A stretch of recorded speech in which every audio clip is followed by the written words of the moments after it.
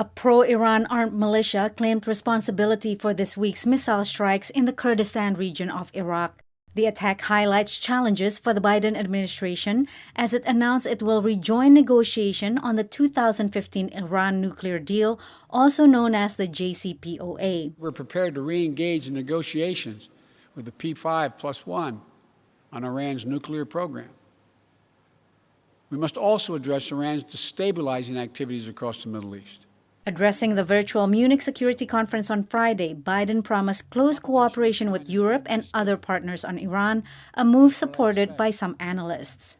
The pathway to addressing U.S. concerns about Iran's activity in the region and the pathway to addressing Iran's nuclear program in the long term runs through restoring the JCPOA and rebuilding confidence in U.S. good faith negotiations. In a statement, Israeli Prime Minister Benjamin Netanyahu said that going back to the JCPOA will pave Iran's path to a nuclear arsenal. Iran has begun enriching uranium up to 20% above the Iran nuclear deal's limit of 5%, but less than the 90% needed for weapons.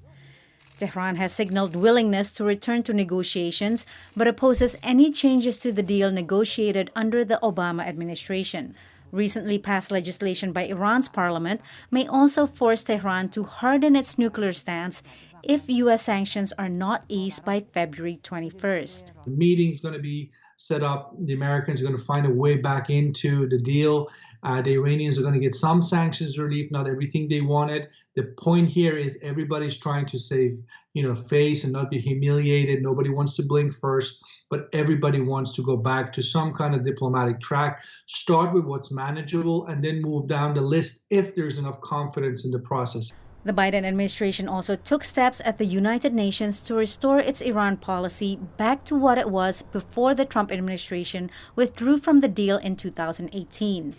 But returning to diplomacy won't be easy. There are still more questions than answers.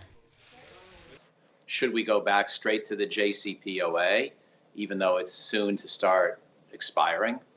Do we need a somewhat tougher deal?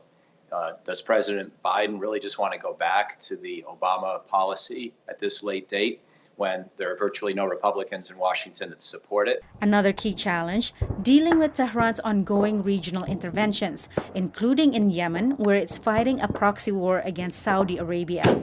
Earlier this month, the Biden administration announced it is ending support for the Saudi-led military offensive, calling the move part of restoring American emphasis on diplomacy. Pat Savida Kuswara, VOA News.